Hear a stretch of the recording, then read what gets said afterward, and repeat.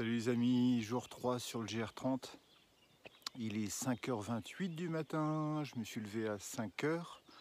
Donc temps record pour plier la tente, les affaires et partir.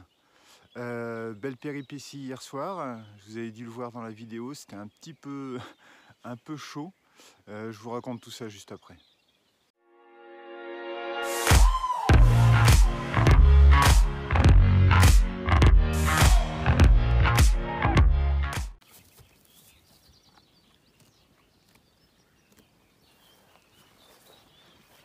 Excusez-moi messieurs, je passe. Je peux passer? Merci.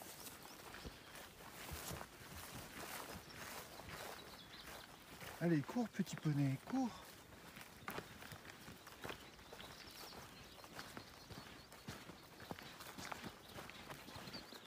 Salut les trekkers. Alors, que je vous raconte un petit peu la soirée d'hier, qui était assez rocambolesque. Donc je suis bien arrivé après Espinache, je crois, le super village où il y avait une maison des marcheurs avec tout ce qu'il faut. Je suis arrivé à Église-Neuve.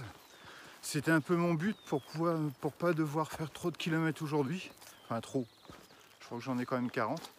Mais bon, il fallait que j'arrive au moins jusqu'à Église-Neuve. Donc voilà, je suis content, j'arrive à Église-Neuve. Puis je me dis, bon, bah, maintenant je vais chercher un bivouac. Et pas moyen de trouver un bivouac. C'est la folie. En fait, on est vraiment coincé. Alors, soit comme ici. Là, je suis dans un champ. Donc, de toute façon, depuis que je suis levé, je suis dans des champs. Donc, je suis dans des champs. Je traverse, j'escalade des barrières avec des petits escaliers de fortune. Et on traverse les champs. Alors, on traverse les champs avec la gadoue, avec les herbottes et tout. C'est vraiment pas un champ. Vous voyez, enfin, là, ça va encore. L'herbe est plus ou moins basse. Mais sinon, parfois, vous avez de l'herbe jusqu'aux genoux. Et le terrain est très boueux, très boueux. Donc, bâton de marche assez recommandé. Là, je ne sais pas où je vais. Il y a une direction au départ. Et puis, je vais vous montrer.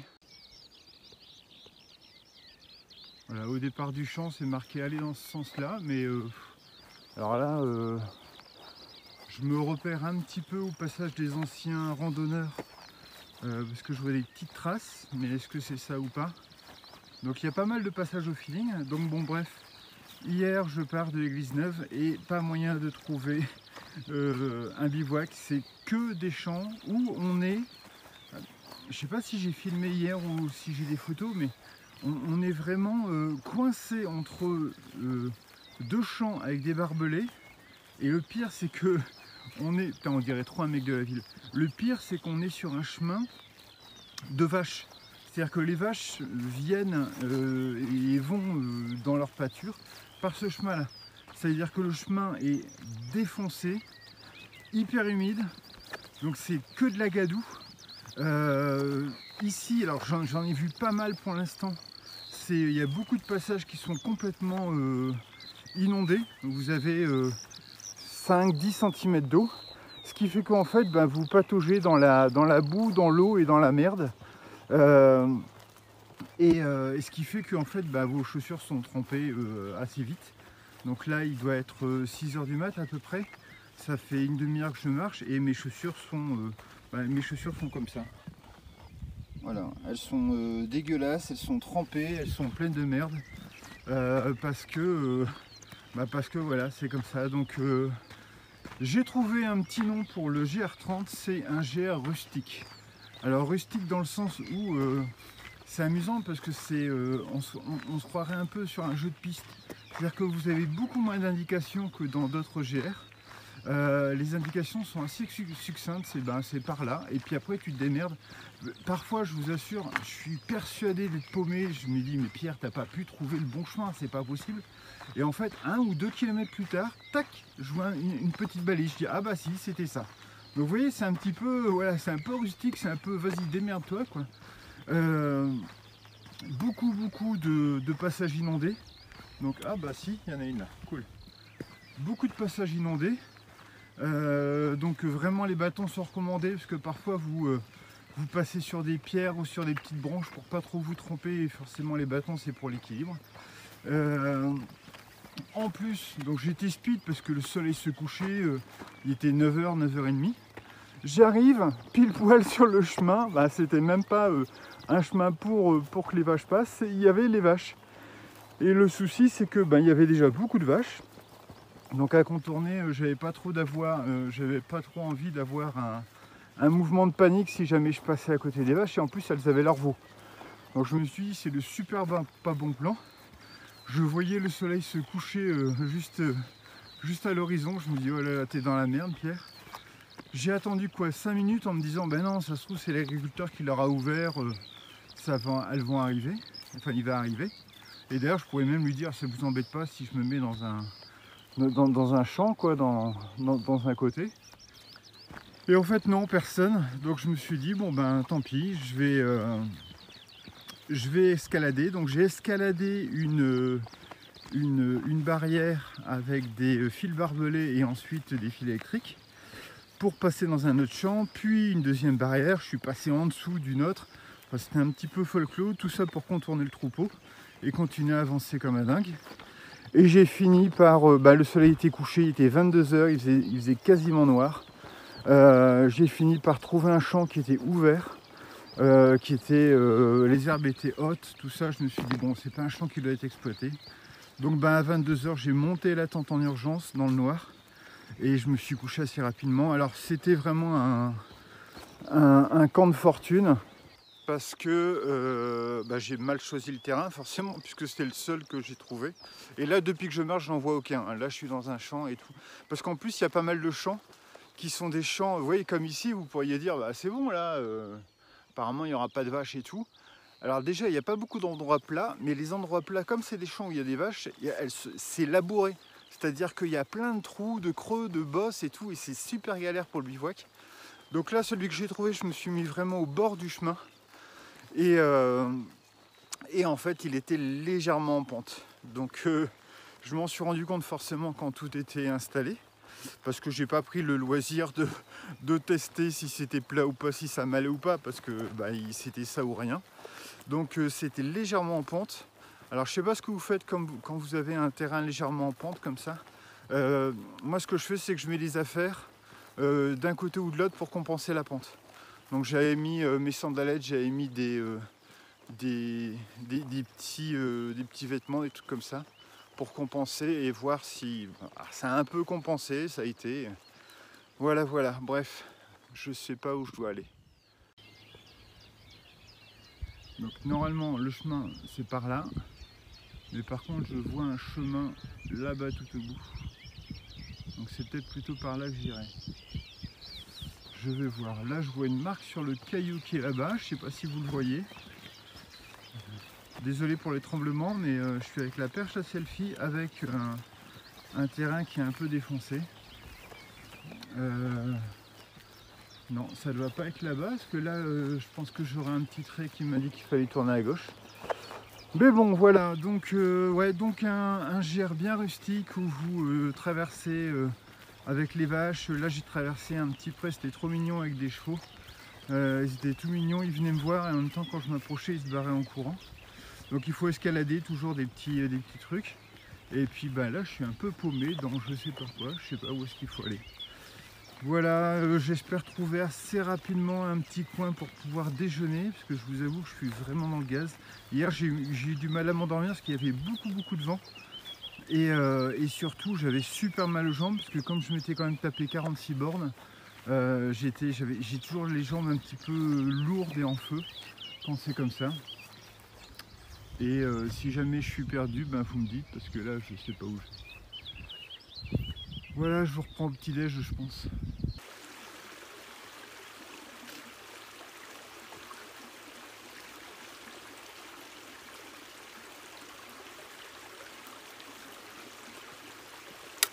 Voilà typiquement le type de chemin. Donc coincé entre deux barrières. Je ne sais pas si vous le voyez à l'écran, parce que le relief rend mal, mais un sol bien défoncé où il faut essayer de passer entre les trous et les mottes de terre. Voilà. Et puis ça va faire la deuxième fois là. Une petite bête à cornes en plein milieu du chemin. Je sais pas ce qu'elle fout là. Ah, en plus avec son veau, ça va être génial. Donc pour passer...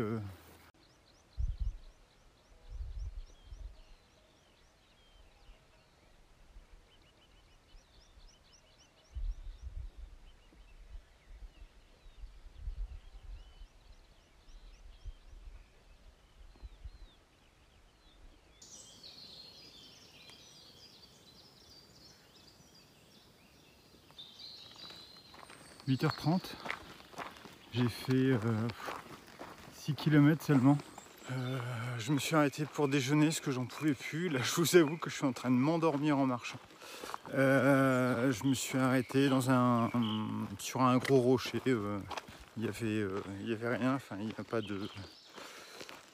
pas de ville. Enfin, si, apparemment, j'étais du côté de Chabrol, mais ça allait être encore une de ces villes, une ville un peu, une ville fantôme où c'est indiqué, vous marchez et apparemment vous l'avez traversé, mais vous avez vu rien. Moi, j'ai vu une maison à gauche, 800 mètres plus loin, une maison à droite. Voilà, pas d'indication. J'ai suivi le panneau Chabrol parce que c'était sur le GR, mais j'ai rien vu. Donc bon, voilà, bref, comme d'hab. Donc franchement, quand vous partez d'Église Neuve, de l'Église Neuve jusque Chabrol, entre guillemets, ça met des plombes parce qu'on passe dans les champs, on passe dans des tourbières. Donc vous marchez sur des mottes de terre pour pas tomber dans la gadoue ou dans la flotte. Bilan des choses, mes chaussures sont trempées, de chez trempées. Mes chaussettes neuves, enfin sèches, sont trempées. Donc heureusement j'ai 3 paires. Donc là j'ai remis, regardez le look, je vais vous montrer ça. C'est le look de la mort. Sandalettes, chaussettes, c'est trop top. Alors je suis super content d'avoir pris mes sandalettes. Je n'ai pas marché parce que vous avez tremblé. Je suis super content d'avoir pris mes sandalettes parce que là elles me servent énormément.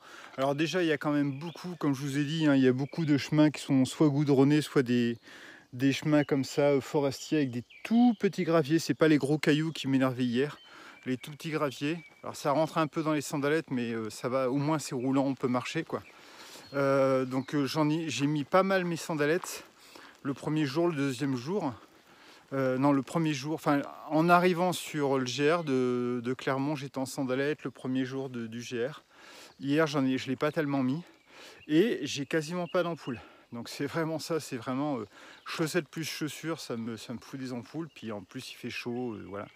Donc là, bilan des choses, mes chaussures sont trempées, mes chaussettes sèches sont trempées. Donc heureusement ça c'était mes chaussettes de nuit, donc je les ai remises. J'ai d'autres chaussettes qu'il faut que je lave, c'était les chaussettes d'hier. J'ai pas trouvé de ruisseau, rien du tout.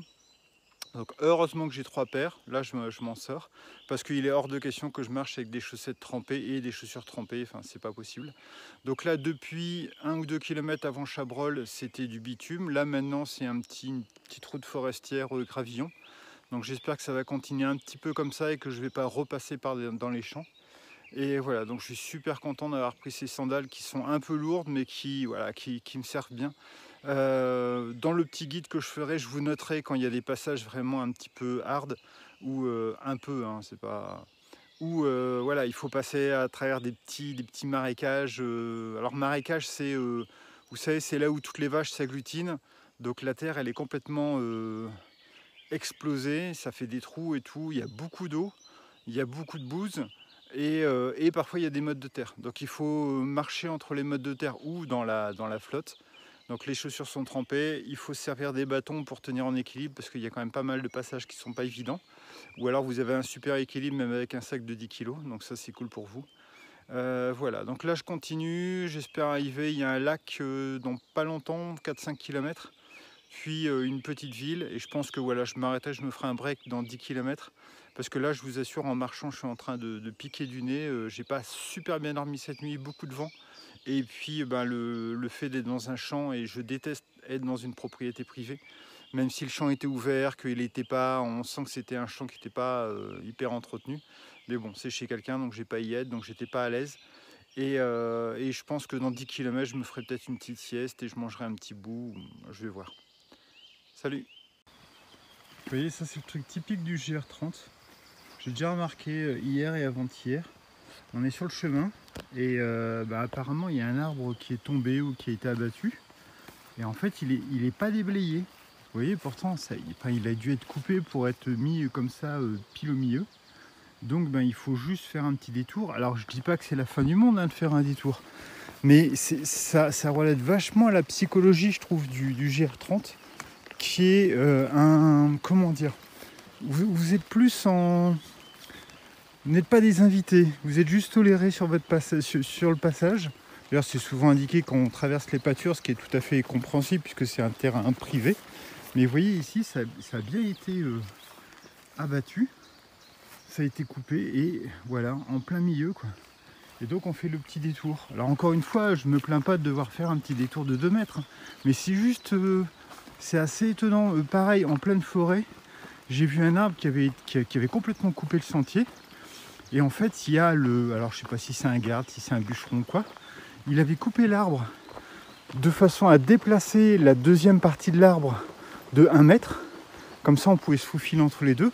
Et je me suis dit, mais pourquoi est-ce qu'il n'a pas coupé le tronçon qui était sur le chemin en 3 ou 4 parties de façon à pouvoir les déplacer? Et puis le chemin était déblayé. Mais non, encore une fois, c'est pas la psychologie du truc.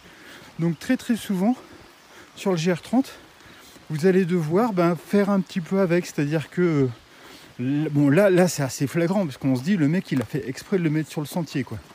On ne comprend pas trop pourquoi, mais assez souvent vous avez des endroits où normalement le GR30 passe et puis il y a un truc qui est tombé, il y a un trou, il y a de la flotte, tout ça, et puis il n'y a rien qui est organisé pour déblayer ou donc on sent que les marcheurs ont fait juste un petit détour et puis c'est devenu le nouveau chemin. Donc voilà, ça c'est assez, je trouve ça assez intéressant et assez symptomatique du GR30. Alors remise en habit en bonne et due forme avec pantalon long et chemise. Non pas à cause du soleil parce qu'il est encore tôt, mais en fait je traverse une forêt. Alors j'avais regardé, en fait j'utilise beaucoup le topo guide.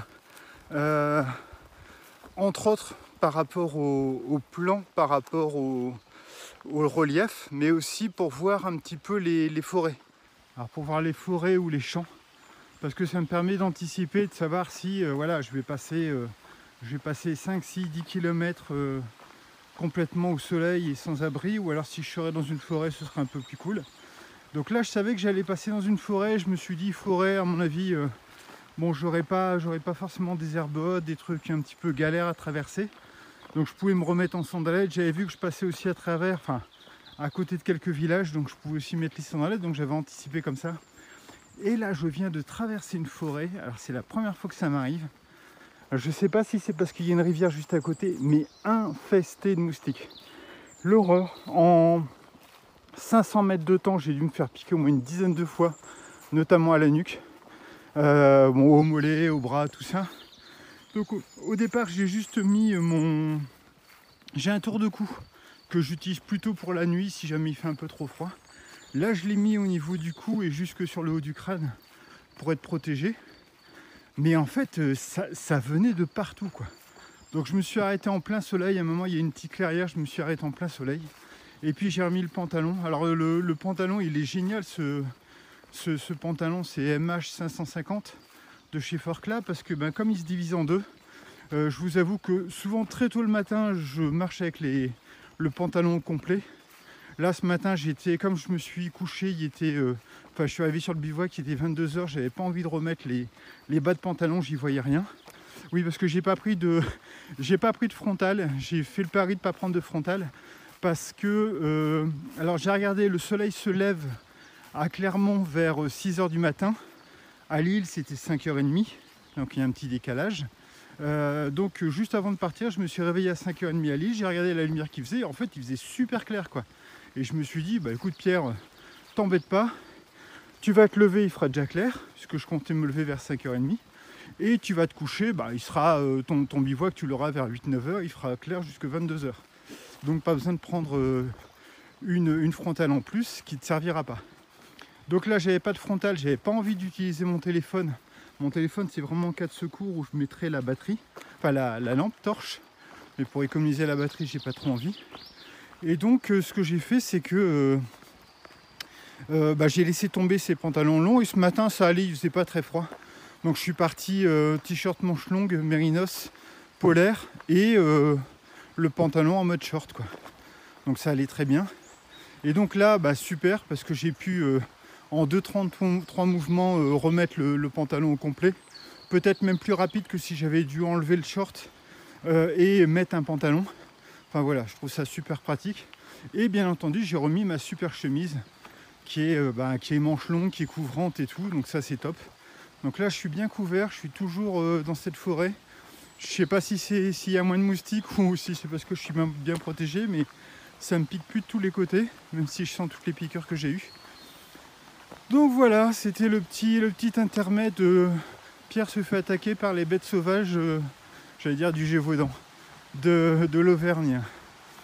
Alors, topo de la mi-journée, j'arrive au bout de ma vie. J'ai marché 21 km, ça n'en finissait plus. 21 km dont 17 sans arrêt, sans aucune pause.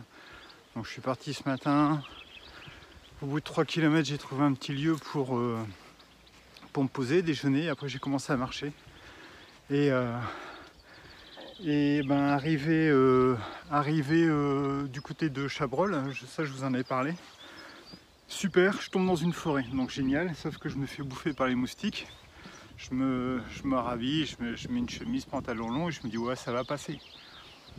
En fait, non, il y a 15 km de forêt. 15 km, alors c'est super beau, hein, c'est super génial. On passe dans la forêt, ensuite on longe un lac et on reprend de la forêt, encore un petit lac, de la forêt.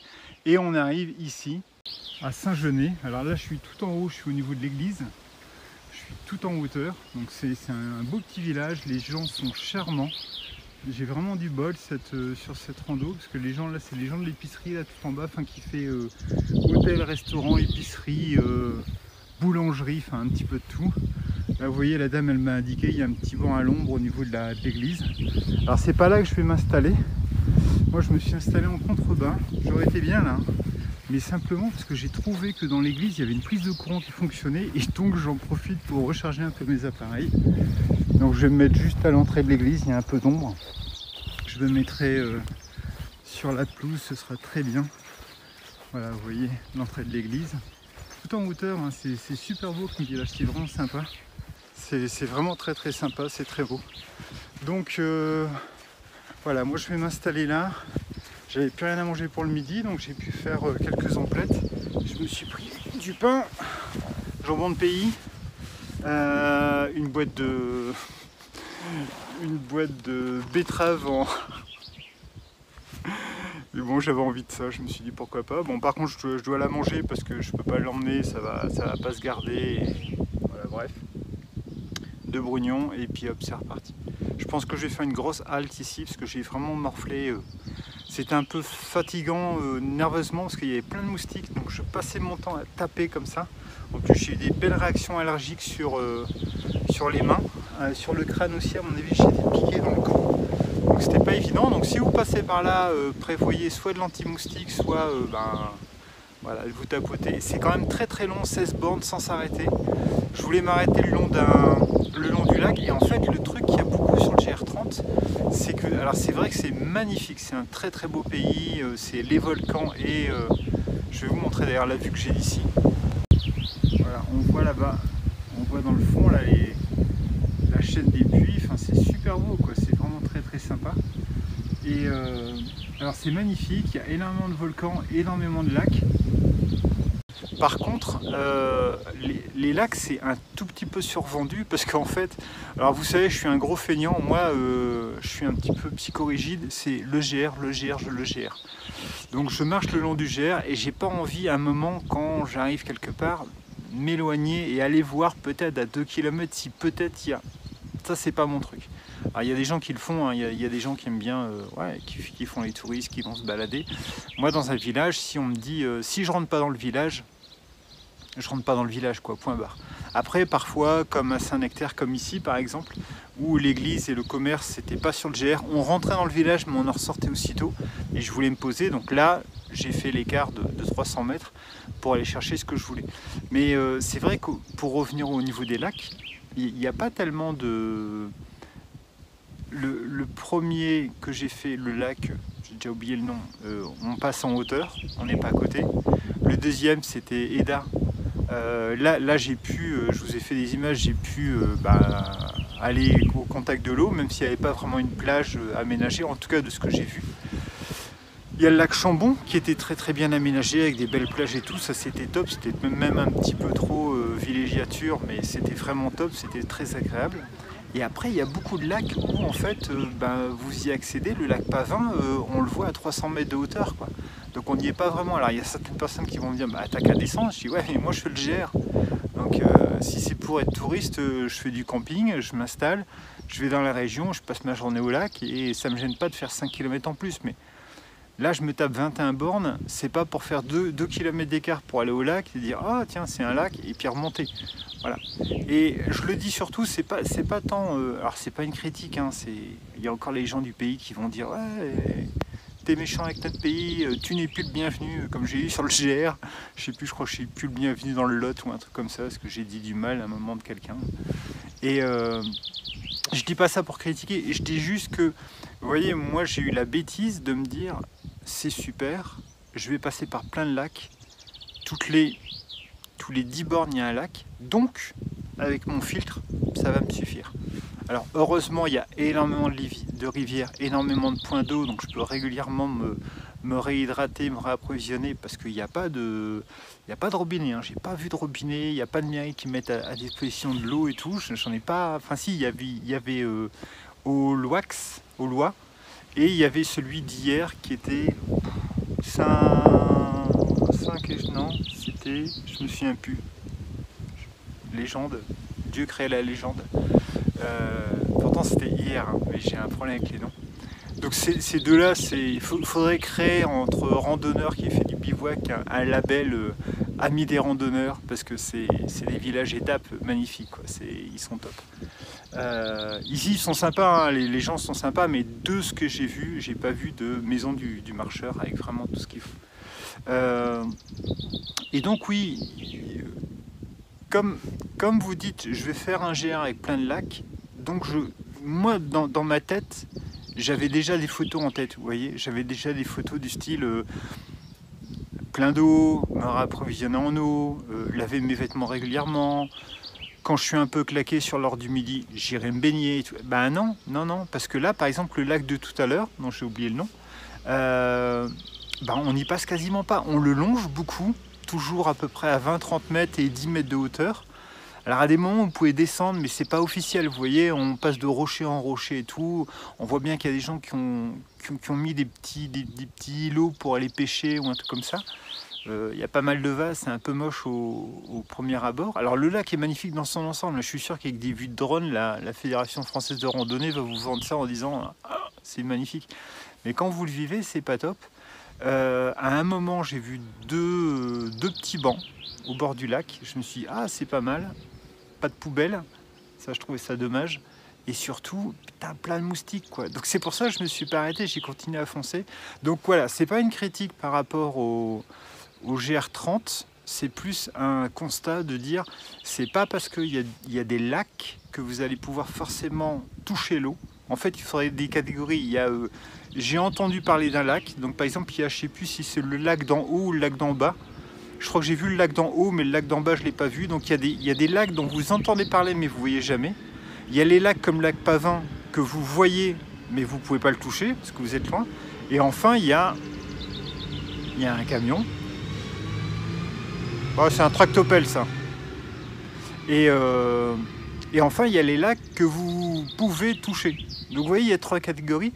Et moi, quand on m'a dit, tu vas faire le GR30, il y a 12 lacs sur ton chemin, sur mon chemin, ça veut dire que je passe à côté, je touche l'eau, vous voyez. Et en fait, c'est pas le cas. Donc voilà, faites un peu attention si jamais vous voulez faire ça, parce que c'est pas évident. Donc sinon, passage en forêt magnifique. Alors je crois, je suis encore passé par plein de passages où il y avait des arbres tombés. Et je pense vraiment qu'il y a un mec qui le fait exprès pour faire tomber les arbres. Et je pense que c'est pas contre les randonneurs. Je pense que... alors j'ai pas vu de panneau d'interdiction, mais je pense que c'est pour emmerder les gens qui font du VTT et du motocross. parce que j'ai vu quand même pas mal de passages de roues de VTT ou de motocross, et je pense qu'ils font ça pour bloquer, pour dire arrêtez de venir faire du VTT dans la forêt. Donc je me demande si c'est pas ça, mais en tout cas on voit que c'est vraiment volontaire, quoi. Donc voilà, et sinon non, rien d'autre à dire. C'était une chouette balade, si ce n'est que... Et oui, je sais pas si c'est parce que c'est par rapport à ce que je dis hier, mais il n'y a plus de panneaux. Il n'y a même plus un panneau jaune avec rien de marqué dessus, il n'y a rien. C'est-à-dire que depuis, même avant Chabrol, j'ai pas vu un seul panneau marqué la distance. Donc c'est aussi pour ça, psychologiquement, c'était dur, parce que je regarde pas mon téléphone pour savoir à quelle distance je suis. Et je voyais s'écréner les kilomètres, 15, 17, 19, je dis je vais y arriver, je compte fait c'était 21. Et ça c'était un peu pénible. Mais sinon la randonnée, alors rustique et sportive. Voilà, c'est ce qu'il faut retenir, rustique et sportive. Et sportive dans le côté ça monte, ça descend, mais aussi dans le côté je passe au-dessus d'un arbre, je passe en dessous d'un arbre, je dévie, je dois m'éteindre mes bâtons pour marcher sur des petits rochers parce qu'il y a un petit peu d'eau qui stagne. Il y a des tourbières, alors je ne sais pas si c'est des tourbières, mais des grosses mottes de terre. Vous devez marcher dessus un peu comme des îlots parce que si vous loupez, il y a de l'eau et vous êtes dégueulasse. Donc voilà, c'est un peu Koh-Lanta, c'est assez... J'allais dire c'est assez marrant. Moi ça m'a pas fait rigoler ce matin parce que mes chaussures de marche sont trempées, mes chaussettes sont trempées. Donc voilà, c'est peut-être un truc à faire plus en fin de journée ou je sais pas. Heureusement j'ai mes sandales donc tout va bien. Voilà, j'ai déjà beaucoup parlé, je vous laisse et je vais déjeuner et faire une petite sieste, ça va me faire du bien. Alors me voici arrivé au lac Chauvet, un magnifique lac. Bon, apparemment avec des berges qui sont pas utilisables puisque c'est une propriété privée, donc on n'a pas le droit de s'y mettre. Peut-être que autre part c'est possible, je vois pas de plage, mais bon. Donc moi je suis arrivé de là, je suis arrivé de la forêt, de par là. C'était assez sympa. Depuis Genêt, les petites pancartes jaunes indiquaient 10 km, le topo guide en 5, mon GPS 12,5. Mais bon, donc petite pause, j'ai vu qu'il y avait des belles petites tables là. Donc petite pause pour grignoter un petit truc, il est 18 h. Et bon, je suis largement en retard sur l'horaire, mais c'est pas très grave. J'avancerai comme je peux et je me rapprocherai le plus de la réserve où je peux pas pique-niquer. Non, de la réserve où je peux pas bivouaquer. J'ai tellement envie de manger. Il est 20 h. Qui sait qu'il n'y a toujours pas trouvé de bivouac? Bon, le soleil commence à se coucher derrière la colline. Ça commence à sentir le roussi comme d'habitude. Bon, après, comme hier j'ai trouvé à 22 h, je me dis que bon, il me reste quand même encore 2 heures à marcher, à chercher, mais j'ai croisé un randonneur aujourd'hui, un seul. Pas un randonneur, un trekker, quelqu'un qui fait sur plusieurs jours. Parce que j'ai croisé 2-3 aujourd'hui, 2-3 personnes qui randonnaient à la journée. Forcément, hier et avant-hier, il y en avait plus, c'était le week-end. Donc là, un seul, et je lui ai dit, j'ai vu qu'il avait aussi un sac de couchage. Je dis, t'es en bivouac? Il dit, ouais. Je lui dis, c'est pas trop compliqué pour toi? Il fait, oh non, ça va. Je dis, parce que quand même, tout est barbelé, il n'y a que des champs, tout ça. Il dit, ouais, c'est vrai que je commence à chercher vers 17 h. Et il dit, parfois, parfois il trouve vers 20 h, 21 h. Alors moi, aujourd'hui, j'ai pas voulu me faire avoir, j'ai commencé à chercher à 18 h. 18 h, 18 h 30, quand je suis reparti du lac Chauvet. Alors, lac Chauvet, super déçu, parce qu'on m'en avait tant parlé. J'avais vu des vues de drone, c'était magnifique tout ça. En fait, ce que vous avez vu, c'est la seule chose qu'on peut voir. C'est-à-dire qu'on arrive de la forêt, on arrive là, sur une plage qui est marquée propriété privée, interdiction de se baigner, de pêcher, de canoter, de tout ce que vous voulez. Donc moi qui comptais peut-être un petit peu m'asperger ou laver un peu mes affaires, c'est niette. Et en fait, dès que vous arrivez là, si vous quittez la plage, donc il y a juste une pauvre petite table où j'ai pu me refaire un soin des pieds, manger un petit peu, prendre une petite collation. Pas de poubelle, rien. Une seule table. Et puis après on part sur la gauche et bing, on tombe sur une départementale qu'on remonte sur 3-4 km. Donc c'est pas ce qui est le plus fun. Par contre après on arrive, on quitte la départementale, on longe un petit sentier, on arrive devant une magnifique cascade, vraiment une très très belle cascade, c'est super joli. Et ensuite on rentre dans la forêt, et là on longe la forêt, on descend, on remonte, on descend, on remonte. Bah, c'est assez sympa comme chemin, sur peut-être 1,5 km, 2 km. Voilà, et après on arrive dans les champs, les champs vous voyez, barbelés un peu partout. Et puis là, là ça monte et c'est barbelé. Donc le gros souci pour le bivouac, comme je vous disais, je m'y attendais un petit peu avant de partir. Beaucoup de champs, beaucoup barbelés. Sinon on passe dans quelques villes, mais beaucoup de terrain privé forcément. Parfois il y a des champs qui sont ouverts, et je vais m'arrêter 2 secondes. Parfois il y a des champs ouverts, donc on se dit c'est sympa, c'est ouvert, il n'y a pas de vaches et tout. Vous voyez comme ici par exemple, là il n'y a vraiment rien, on sent que c'est un champ qui a été laissé un petit peu au repos. Et on se dit c'est cool, ça va le faire. Et en fait non, parce que comme c'est un champ de vaches, les vaches ont labouré complètement le terrain et il n'y a pas 1 cm² qui est plat. Donc il y a des trous, des bosses, des trous, des bosses, donc de toute façon on ne peut pas y aller.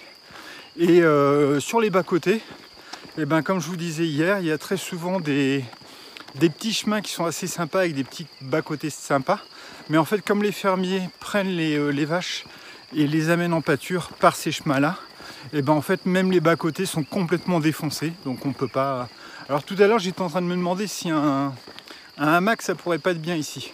Parce que comme le sol est complètement défoncé, peut-être que entre 2 arbres, ça pourrait peut-être le faire. Mais bon, bref, donc voilà, il me reste 1 heure avant de commencer à bien flipper, et sinon 2 heures avant que le soleil se couche. J'arrive à Pinchdale, Pinchdale.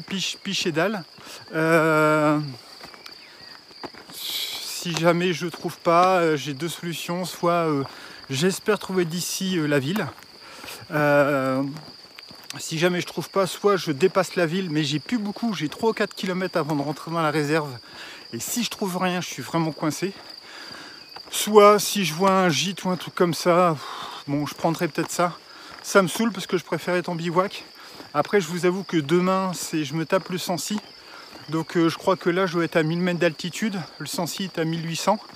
Et ensuite, j'enchaîne sur le Puy-de-Dôme, je crois. Si j'ai bien vu, je me suis tellement concentré sur le Sancy que j'ai pas fait gaffe au reste. Donc je pense que ça va être une bonne journée, à facilement plus que 1000 D+. Donc je me dis il faudrait au moins que je prenne une bonne nuit, parce que les nuits précédentes, elles ont été un peu stressantes. Donc j'ai bien dormi la première nuit, et après la deuxième, c'était pas ça. Comme j'étais dans le champ d'un agriculteur, je me sentais pas toléré, quoi. Donc je me sentais pas à ma place. Voilà. Écoutez, je vous reprends dans 2 secondes pour vous dire ce que j'ai trouvé et le bilan de la journée. Salut. Voilà, je crois que ça devrait le faire. Bilan de la journée, 42 bornes. Sincèrement, à partir de 30-35, j'en avais marre, parce qu'avec le dénivelé, c'est un peu plus difficile. Mais le souci, c'est que je ne trouve pas de lieu de bivouac. Donc je pense que ce sera le gros point négatif de ce GR30. Parce que sinon c'est magnifique, je trouve les gens super sympas, vraiment très gentils, tous les commerçants que j'ai croisés et tout sont super top. J'ai même failli demander à des gens si je pouvais pas camper dans leur jardin, tellement je trouvais les gens accueillants et sympas. Bon, le problème c'est que j'ai vu personne. Donc super sympa, des beaux paysages, des belles choses. Si vous voulez être près de la nature, j'ai vu un renard hier soir, je vous ai pas dit, j'ai vu un renard quand je traversais les champs là, j'avais peur qu'il fasse noir, et il a fait noir parce que j'ai bivouaqué à 22 h. Mais bon voilà, tout est nickel, mais le stress de chercher à 18h30, 19h et puis de ne pas trouver jusque 21h, 22h, c'est juste chiant, quoi. C'est juste chiant. Donc après, c'est comme ça, c'est la région qui est comme ça, c'est l'agriculture qui est comme ça, c'est le département qui est comme ça, les gens ils sont pour rien, ils vont pas aménager le département pour 300 randonneurs à l'année, quoi. Mais voilà, c'est une variante qu'il faut prendre en compte, et voilà. Donc je vais essayer de manger et d'aller vite dormir, parce que demain, grosse journée, et je pense que ça va être pas mal. Il y a du dénivelé dans l'air, donc ça va être cool. Salut! Alors juste avant de finir la vidéo, j'étais en train de manger mon petit poulet curry très bon dans la tente parce que c'est infecté de moustiques, donc j'ai préféré manger dans la tente. Et je voulais vous montrer un petit peu mon organisation. Donc là j'ai ma petite bouteille d'eau pour la nuit. En général j'ai mon sac avec le téléphone qui charge à côté avec le powerbank, mes lunettes. Ensuite j'ai le petit sac poubelle avec toutes les petites choses que j'ai pu manger aujourd'hui, les petits détritus, ça ce sera accroché hop là-haut, tout en haut, voilà. Ensuite ça c'est le sac de linge sale qui n'est pas encore rempli, il y en a encore derrière moi.